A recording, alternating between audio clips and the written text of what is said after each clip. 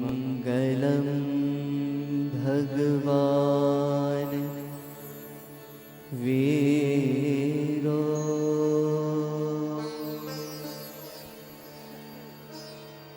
मङ्गलं गौतमा प्रभो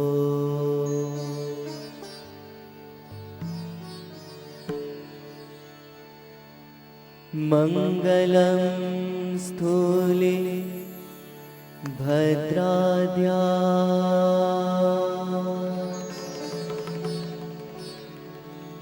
जैन धर्मोऽस्तु मङ्गलम्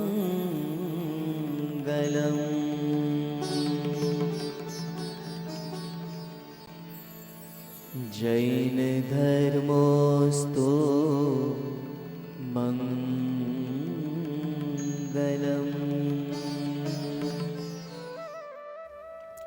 જય જિનેન્દ્ર. પ્રતિભાનો પ્રકાશ કેટલા ક્ષેત્રોને અજવાળતો હોય છે. સાહિત્ય, શિક્ષણ, પત્રકારત્વ, સમાજ સેવા, સ્પોર્ટ્સ અને ધર્મદર્શન જેવા અનેકવિધ ક્ષેત્રોમાં ઉત્તમ પ્રદાન કરનાર પદ્મશ્રી કુમારપાળ દેસાઈએ અત્યાર સુધીમાં 150થી વધુ ગુજરાતી, અંગ્રેજી અને હિન્દી ભાષામાં પુસ્તકો લખ્યા છે. ગુજરાત સમાચારમાં આવતી એમની ઈંટ અને ઇમારત નામની કોલમે સમગ્ર ભારતમાં વિક્રમ સ્થાપ્યો છે. તો ગુજરાત યુનિવર્સિટીના આર્ટ્સ ફેકલ્ટીના ડીન તરીકે કાર્ય કરનાર કુમારપાળ દેસાઈના માર્ગદર્શન હેઠળ 23 વિદ્યાર્થીઓએ પીએચડીની પદવી મેળવી છે. અનેકવિધ સંસ્થાઓ અને એમાં પણ વિશેષ ગુજરાત વિશ્વકોશ ટ્રસ્ટ અને ઇન્સ્ટિટ્યૂટ ઓફ જૈનોલોજીનો સતત વિકાસ તેઓને કારણે છે. ધર્મદર્શનમાં અને એમાં પણ જૈન દર્શનમાં વિશ્વવ્યાપી ખ્યાતિ ધરાવનાર કુમારપાળ દેસાઈ સાહેબ પાસેથી ભગવાન મહાવીર સ્વામીના શિષ્ય અનંત લબ્ધિ નિધાન શ્રી ગૌતમ સ્વામીની કથાના પુનીત જળથી પાવન થઈએ. અંગૂઠે અમૃત વસે લબ્ધિ તણા ભંડાર, ગુરુ ગૌતમ તે સમરીએ વાંછિત ફલદાતાર.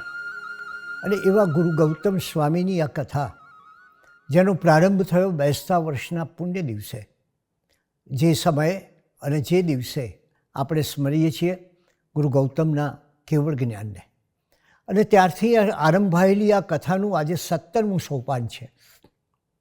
અને આ કથા એને આપણે અવિરત કથા એ માટે કહી છે કે એના આરંભની આપણને જાણ છે, એનો અંત ક્યારે આવશે એની કોઈ ખબર નથી. કારણ કે આમાં આ કથાના પદે પદે રહસ્યો પડેલા છે. આપણે કથા વાંચી, આપણે સાર વાંચ્યો, આપણે ભાવ વાંચ્યો, આપણે એમાં પ્રગટ થતા ધર્મની પરિભાષા જાણી, પણ એની સાથોસાથ જે વિશાળ અને વ્યાપક વાતાવરણમાં આ ઘટનાઓ બની હશે એનો ઐતિહાસિક અભ્યાસ પણ બાકી છે. તો આપણે એ દૃષ્ટિએ આ કથાને એક સર્વવ્યાપક રૂપે જોવી છે. માત્ર કથારસ નહીં, પણ એમાં રહેલું જીવનરસ, અધ્યાત્મરસ અને વિશ્વની પરિસ્થિતિ, આ સઘળાનો આપણે સાથે મળીને વિચાર કરવો છે. અને ત્યારે આ 17મા સોપાનમાં તમે કલ્પના કરો, મધ્યમ પાવા નગરીના મહાસેન વનમાં જુઓ, પ્રભુ ક્યાં રહે છે? વનમાં રહે છે. નગરના રાજકુમાર હતા એક સમયે. સહુ કોઈ એમને ઈચ્છતા હતા. શ્રેષ્ઠીઓ એમને આમંત્રણ આપવા તૈયાર હતા. રાજાઓ એમના ચરણમાં ઝૂકતા હતા. પણ એમનો નિવાસ ક્યાં? ન કોઈ મહેલમાં, ન કોઈ અન્ય સ્થળોએ. એમનો નિવાસ તો કોઈ ઉદ્યાનમાં કે કોઈ વનમાં જ હોય. આ પ્રકૃતિ સાથેનો આ ધર્મનો કેટલો ગાઢ સંબંધ છે એનો પણ ક્યારેક આપણે વિચાર કરીશું. એ મધ્યમ પાવા નગરીના મહાસેન વનમાં ઈસવીસન પૂર્વે 500ના વૈશાખ સુધી 11રસનો એ પાવન દિવસ, એ દિવસે જગતના ઇતિહાસમાં એક મહાન પરિવર્તન આવ્યું.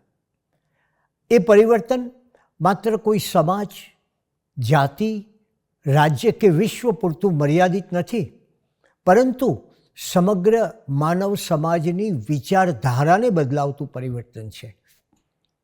વિચાર પાસે પરિવર્તનની તાકાત છે. અને એક એવો નવો વિચાર, એક નવું દર્શન, એક નવી દૃષ્ટિ કે જે એક પરિવર્તન લાવે છે. અને એ પરિવર્તનની ઘડી આપણે જાણીએ છીએ વૈશાખ સુદ 11રસનો એ દિવસ. પ્રભુ વીરના જીનનામ કર્મનો વિપાકોદય વૈશાખ સુદ દસમના દિવસે થયો અને ગૌતમ ગણધર નામ કર્મનો વિપાકોદય વૈશાખ સુદ 11ના દિવસે થયો. આ મહાપંડિતે જ્યારે પ્રભુ મહાવીરને કહ્યું, આપનું કહેવું યથાર્થ છે, આપની પાસેથી વેદ પદનો સત્યાર્થ એટલે સાચો અર્થ હું સમજ્યો. આપ સાચા જ્ઞાની, મહાજ્ઞાની અને સર્વજ્ઞ છો. મારો વર્ષોનો સંદેહ દૂર થયો. આપ આપના શિષ્ય તરીકે મારો સ્વીકાર કરો અને મારી સાથે આવેલા 500 શિષ્યોનો પણ સ્વીકાર કરો. અને ત્યારે વૈશાખ સુદ 11ના દિવસે આ મહાન ઘટનાએ આકાર લીધો. એક તો મહાપંડિત ઇન્દ્રભૂતિ ગૌતમ અહંકારના ઉચ્ચ શિખરેથી ઉતરીને સમર્પણની સમતલ ભૂમિ પર આવી જાય છે.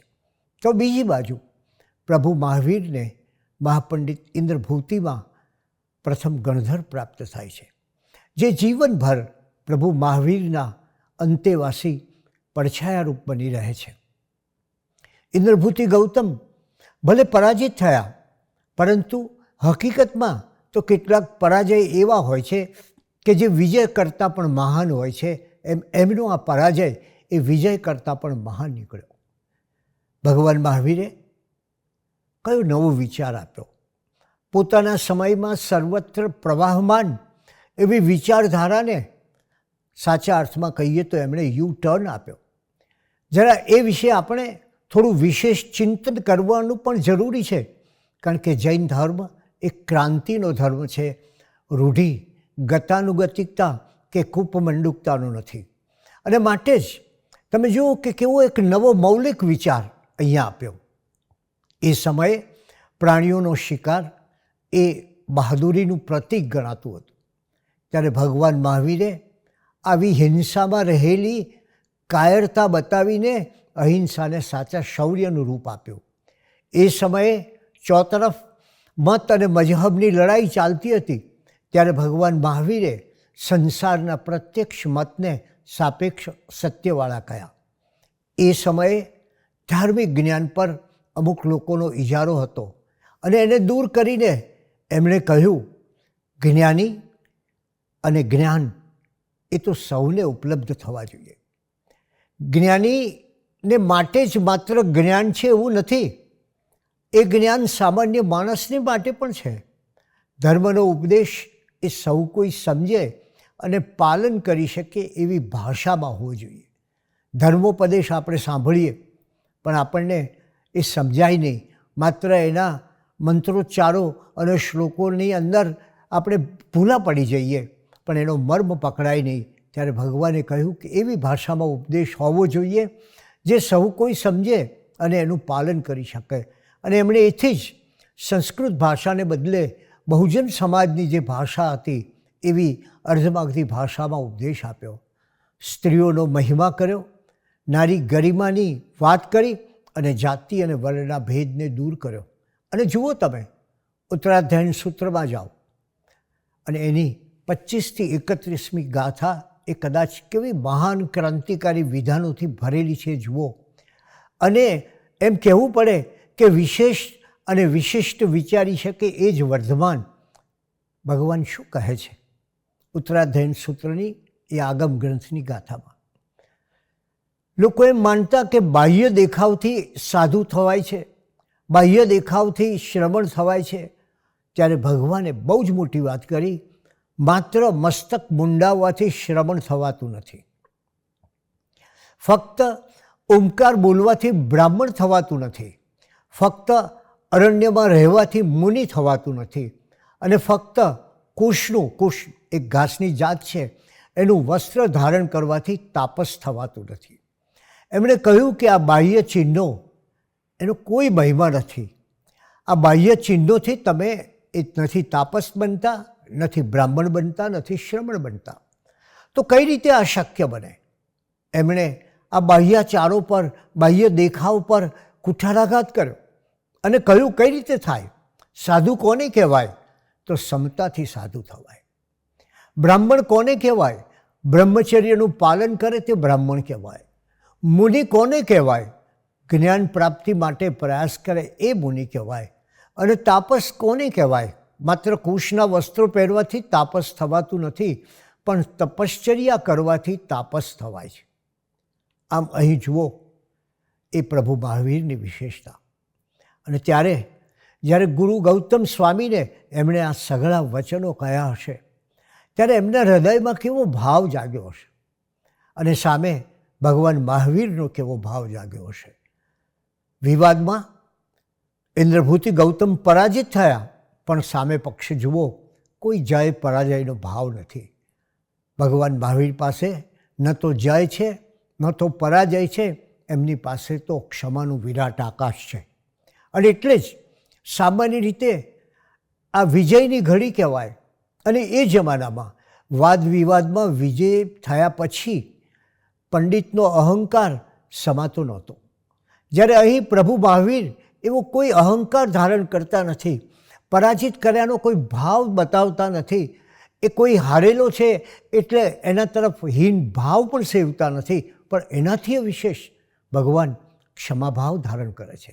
અને એથી વિશેષ કોઈ ગર્વ, અભિમાન કે મોટાઈને બદલે એમના ચહેરા ઉપર શું છે? એમના મુખમંડલ પર, એમના મુખ કમળ પર, ચહેરા પરની પ્રસન્નતા સાથે મહાપંડિત ઇન્દ્રભૂતિને કહે છે, હે ઇન્દ્રભૂતિ ગૌતમ, આ બધામાં હું ભાવિ યોગનું, ભવિષ્યમાં કોઈ સુંદર યોગ સર્જાવાનો છે એનું, અને ધર્મશાસ્ત્રના પ્રભાવનું દર્શન કરું છું. અને તમે જુઓ કે મહાપંડિત ઇન્દ્રભૂતિ પરાજિત થયા છે, છતાં પ્રભુ મહાવીરની નજર ક્યાં છે? પ્રભુ મહાવીરની દ્રષ્ટિ ક્યાં છે? પ્રભુ મહાવીરની દ્રષ્ટિ એ એમના ગુણ પર છે.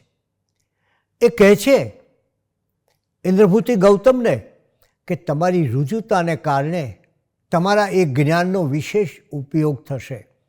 આપણે સાથે રહીને ધર્મતીર્થની પ્રભાવના કરીશું. મારે કહેવું છે કે આ પરિસ્થિતિનો અને આ પ્રભુના મહાન વચનોનો આપણે ગહનતાથી કદી વિચાર કર્યો છે ખરો? આ વચનોએ એ પરિસ્થિતિમાં કેવું પરિવર્તન આણી દીધું. જ્યાં જય પરાજય હોય, જ્યાં હારેલો અને જીતેલોના સમીકરણ હોય, એવે સમયે એક પ્રેમનું સમીકરણ છે. જરા એ જમાનાની કલ્પના કરીએ. એ જમાનો એવો હતો કે જ્યાં વાદ વિવાદમાં વિજય મેળવે એના યશોગાન ગવાતા, અને જે પરાજય પામે એને લાચારી ભરી રીતે જોવામાં આવતો.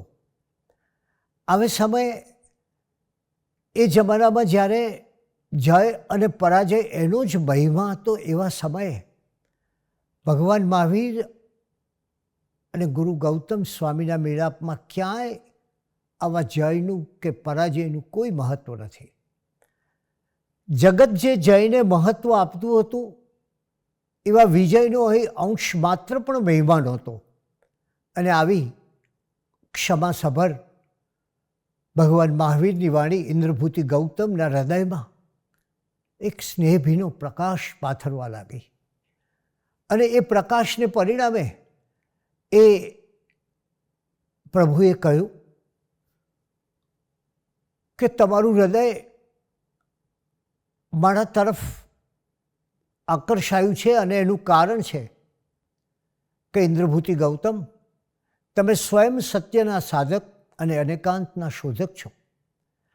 તમારો રુજુ સ્વભાવ, અને એ રુજુ સ્વભાવને કારણે તમે સત્યને પામી શક્યા છો. આમ જુઓ તમે કે અહીં ન તો કોઈ પોતાની સર્વજ્ઞતાની વાત છે, કે ન તો પોતાના પ્રત્યક્ષ અનુભવ કે સ્વ અવલોકનની વાત છે, બલકે સકલ શાસ્ત્ર વિશારદ એવા મહાપંડિત ઇન્દ્રભૂતિ ગૌતમ સાથેના આ મેળાપને ધર્મશાસ્ત્રના પ્રભાવ માટેની શુભ ઘડી પ્રભુ મહાવીર કહે છે. આમ પોતાની કશીય મહત્તા નથી, અને એને બદલે એ પોતે સ્વયં ઇન્દ્રભૂતિની રુજુતાને અભિનંદે છે. અને પછી પોતાના જયની વાત, પોતાના જ્ઞાનની વાત કરવાને બદલે શું કહે છે? એ કહે છે કે મહાપંડિત ઇન્દ્રભૂતિ તમારા જ્ઞાનનો હવે વિશેષ ઉપયોગ થશે અને એથી આગળ સાથે મળીને ઘણા ધર્મ કાર્યો થશે. આમ આ સમયે ક્ષમામૂર્તિ ભગવાન મહાવીરની એક છબીની કલ્પના કરો. આ સમયે તમે એ કલ્પના કરો કે જે જમાનામાં જય અને પરાજય એ સર્વસ્વ લેખાતા હતા, એ જમાનામાં પ્રભુ મહાવીર એ જય અને પરાજયનો મહિમા કેવો નષ્ટ કરી દે છે. આ સમયે તમે એની કલ્પના કરો કે પોતાના વિરોધીના હૃદયમાં રહેલા ગુણની પણ પ્રશંસા અહીંયા જોવા મળે છે. જ્યાં વિરોધીના અવગુણો કહેવામાં આવતા એવા સમયમાં ઇન્દ્રભૂતિ ગૌતમની રુજુતાની પ્રભુ પ્રશંસા કરે છે.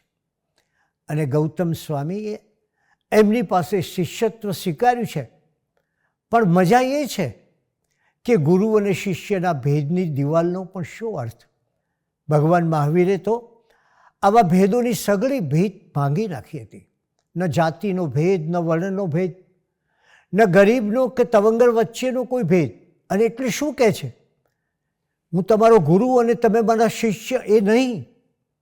એ કહે છે કે તમારી સાથે રહીને આપણે ધર્મતીર્થની પ્રભાવના કરીશું. સાથે રહીને કહે છે, આગળ કે પાછળ પણ નથી કહેતા. જુઓ તમે આમાં કેટલી સૂક્ષ્મતા છે. અને એટલે જ પ્રભુ મહાવીરની એ ભવ્ય વિચારધારાનો વિચાર કરીએ ત્યારે આપણને ખ્યાલ આવે કે ગુરુનું શિષ્ય પ્રત્યેનું હેત એવું છે કે જ્યાં એક દિવાલ જે વચ્ચેની છે એ દૂર ચાલી જાય છે. અને એમાંથી એક બીજું સૂચન પણ સાંપડે છે જેના તરફ ભાગ્યે જ કોઈનું લક્ષ્ય ગયું છે. મોટાભાગની વ્યક્તિઓની દૃષ્ટિ ભૂતકાળ તરફ હોય છે. વધુમાં વધુ એ વર્તમાન કાળને જોતા હોય છે, જ્યારે પ્રભુ મહાવીરની દૃષ્ટિ એ ભવિષ્ય પર છે. એમાં વર્તમાનના જય પરાજયનો મહિમા નથી, કોઈ પ્રકારે મહિમા નથી. અને ભગવાન મહાવીર ગૌતમને કહે છે, ઇન્દ્રભૂતિ ગૌતમને કહે છે કે આ ઘટના એ તો એક શુભ ઘટના છે. ભાવિ શુભ યોગ, ભવિષ્યની આવનારી એવી ઘટનાઓ, એવી સુંદર ઘટનાઓ હું જોઈ રહ્યો છું. શુભ યોગનું, એમને ધર્મશાસનના પ્રભાવનું દર્શન કરું છું. ભગવાનની આ વાણીમાં ગૌતમ સાથેના એમના ઘણા લાંબા સ્નેહતંતુઓનો સંકેત પ્રાપ્ત થાય છે. તમે જુઓ કે ગુરુ ગૌતમ સ્વામી જ્યારે પ્રભુને મળે છે ત્યારે કેવા વર્ષોનો સંકેત પ્રાપ્ત થાય છે, સ્નેહ સંકેત પ્રાપ્ત થાય છે. અને આપણે જાણીએ છીએ કે ભગવાન મહાવીરના ત્રીજા ભાવમાં, એટલે કે મરીચીના ભાવમાં એ બંને ભેગા મળ્યા હતા. એ સમયે મહાવીરનો જીવ એ મરીચી તરીકે હતો અને એમના શિષ્ય તરીકે ગૌતમ સ્વામીનો જીવ એ કપિલ તરીકે હતો. એ પછી બીજી વાર પણ મળવાનું બન્યું. જુઓ કેટલા જન્મોના સંબંધ છે. એ પછી બીજી વાર પણ મળવાનું બન્યું. અને ભગવાન મહાવીરના 18મા ત્રિપૃષ્ઠ વાસુદેવના ભાવમાં એ બંને ભેગા થયા હતા. ભગવાન મહાવીરનો આત્મા 18મા ભવે ત્રિપૃષ્ઠ વાસુદેવ થયો હતો. એમના પૂર્વ ભાવોમાં 18મા ભાવમાં એ ત્રિપૃષ્ઠ નામે વાસુદેવ હતા. અને ત્યારે ગૌતમ સ્વામીનો જીવ એમના સારથી તરીકે હતો. આ રીતે ચરમ એટલે કે અંતિમ ભાવના આ ગુરુ શિષ્ય એ વર્તમાનમાં ભેગા થયા હતા. અને એટલે જ એમની વચ્ચે આપોઆપ કોઈ પૂર્વજન્મના સંબંધોને કારણે પ્રગાઢ સ્નેહના તાંતણા બંધાઈ જાય છે. અને એ તાંતણા કેટલા લાંબા હતા તે જુઓ. અને હવે પોતપોતાના છેલ્લા ભાવમાં એ બંને મળે છે, પુનઃ મેળાપ. એક તીર્થંકર તરીકે અને એક ગણધર તરીકે મળે છે. અને પરમાત્મા મહાવીર ગૌતમને શું કહે છે? પોતાના શિષ્યને કેવું આશ્વાસન આપે છે, અને કેવું બળ આપે છે, કેવી શક્તિ આપે છે. જરા કલ્પના કરો તમે. એ કહે છે કે હે ગૌતમ, આ ભાવ પૂરો કરીને ઉપર મોક્ષમાં જઈને પણ આપણે સદાને માટે બંને સરખા થઈ જશું અને સદાને માટે સાથે જ રહીશું. કેવો અપ્રતિમ સ્નેહ, કેવો અપ્રતિમ ભાવ, કેવી અદ્ભુત ધર્મ પ્રીતિ.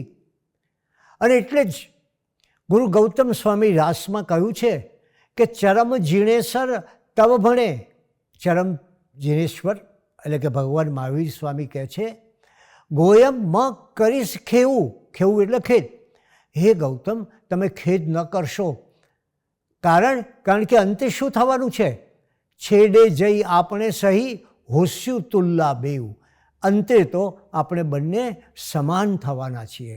અને ક્યારે? એ મોક્ષમાં ગયા પછી આપણે સમાન થવાના છીએ. અને ત્યારે તમે વિચાર કરો કે ગુરુ શિષ્યના સંબંધોના કેવા નવા દર્શન અહીંયા આપણને પ્રાપ્ત થાય છે. આપણી સઘળી માન્યતાઓ,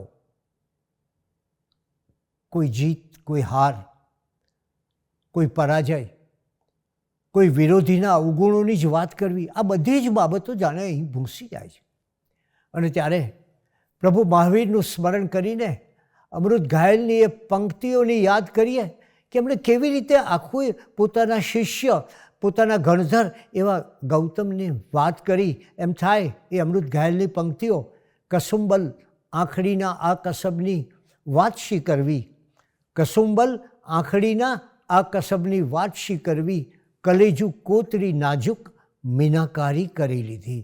કલેજુ કોતરી નાજુક મીનાકારી કરી લીધી. અને એ સમયે કઈ પરિસ્થિતિ હતી? એ સમયે ધરતી પરના સર્વ જીવો સંતપ્ત હતા.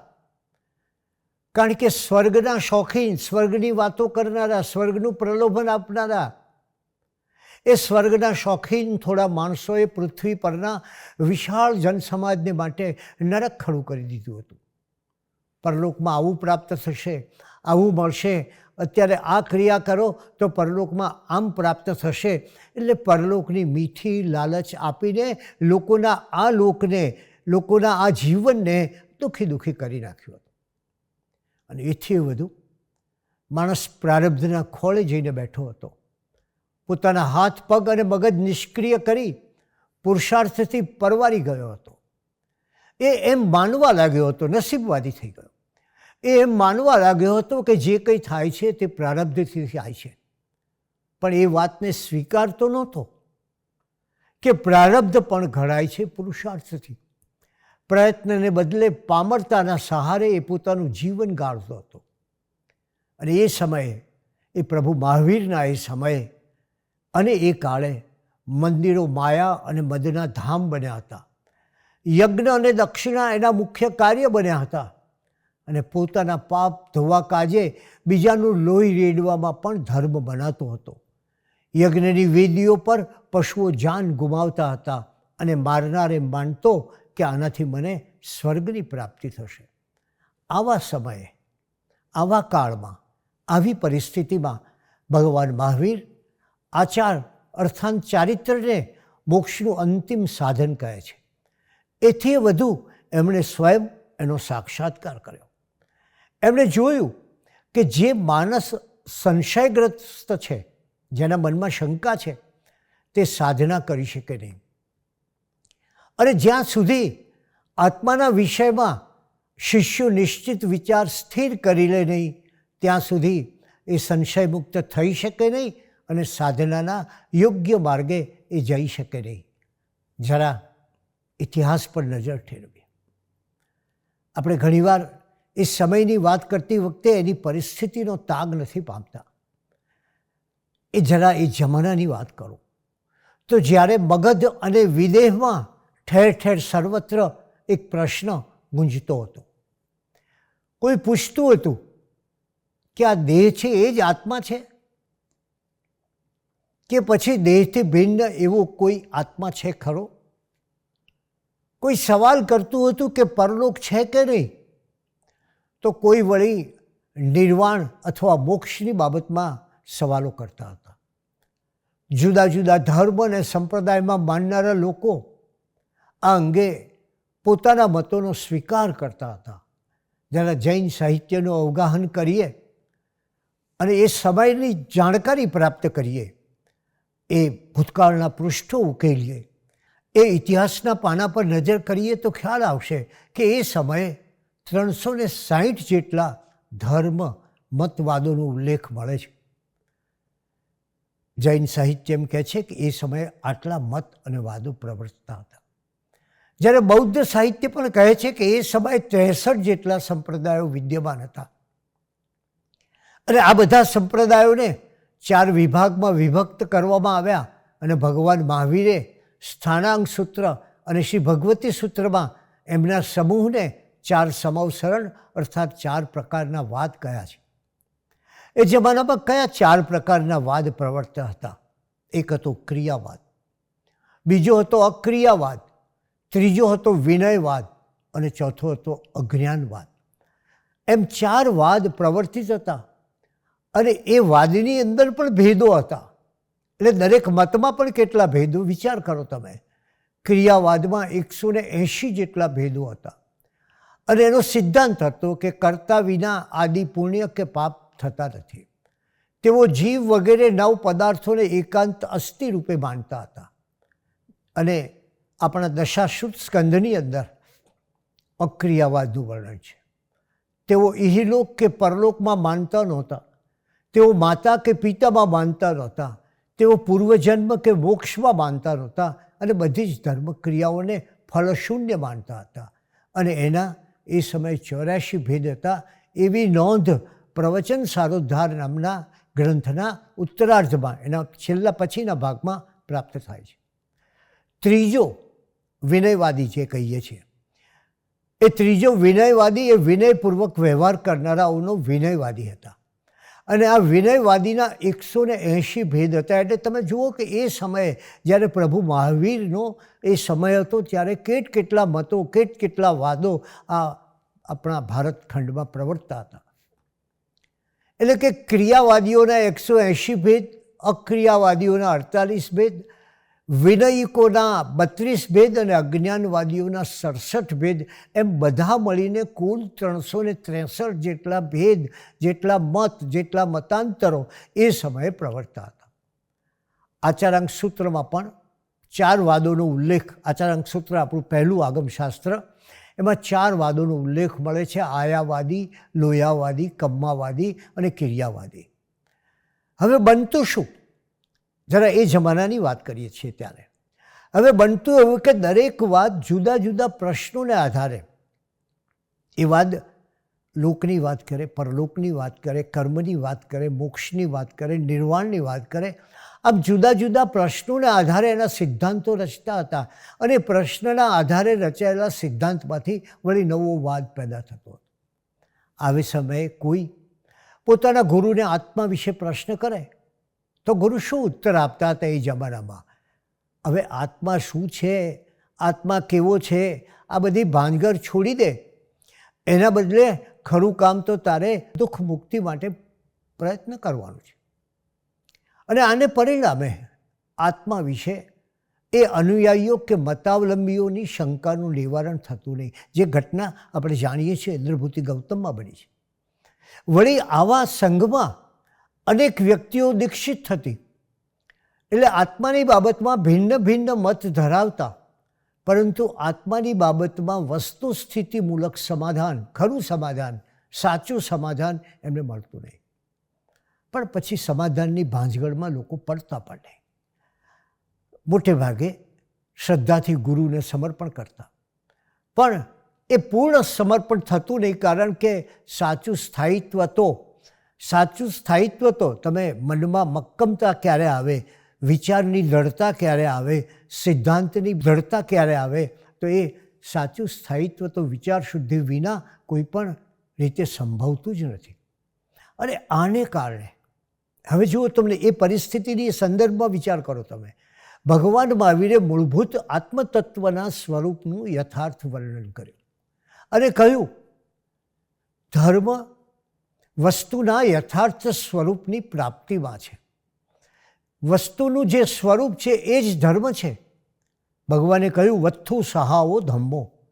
આથી એમણે કહ્યું કે મૂળભૂત આત્માના સ્વરૂપનું યથાર્થ પરિજ્ઞાન, આત્મા કેવો છે એની સમજ ન પડે, પરિજ્ઞાન, ન થાય ત્યાં સુધી દુઃખ મુક્તિ માટેનો કોઈ પ્રયત્ન જ થઈ શકતો નથી. આત્માને જાણો નહીં તો દુઃખથી મુક્ત પામી શકો નહીં. આમ જૈન ધર્મના 7 તત્વોનું મૂળ આત્મા છે.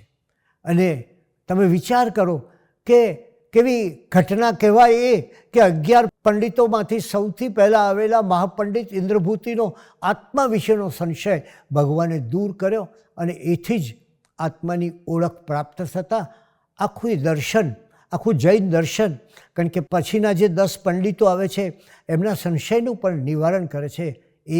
એ સૌને એક દર્શન પ્રાપ્ત થયું.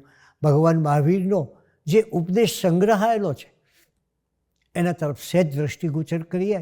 તમે વિચાર કરો, પ્રથમ આવનાર વ્યક્તિ, પ્રથમ આવનાર મહાપંડિત એ ઇન્દ્રભૂતિને શંકા પણ આત્માની.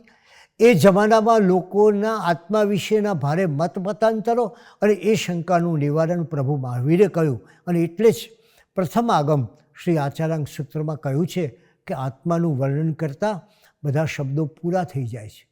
પ્રભુની વાણી સાંભળો. ત્યાં નથી તર્કની ગતિ કે નથી બુદ્ધિ એને સંપૂર્ણપણે ગ્રહણ કરી શકતી.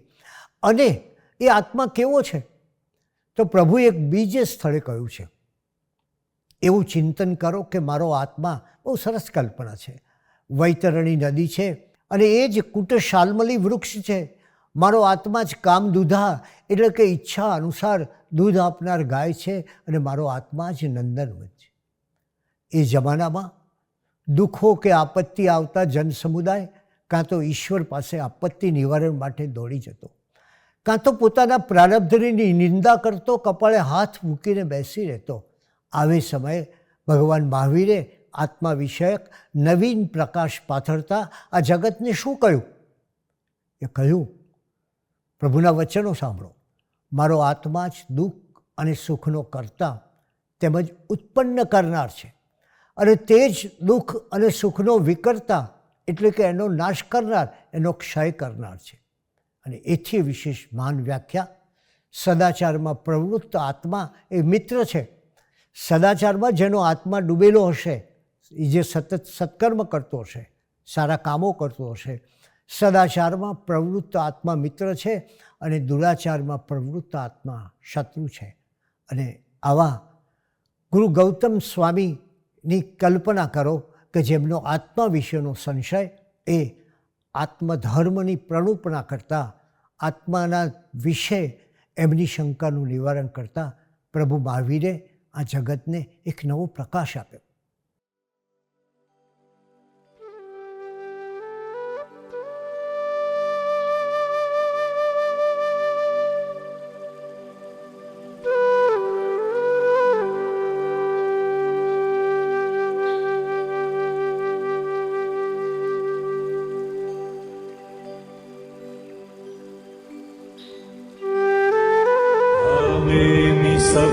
जीवे सब्वे जीवा खमन्तु मे वृत्ति में सब भूएषु वेरं मज्जन केणै मिच्छामि दुक्कडं मिच्छामि दुक्कडं मिच्छामि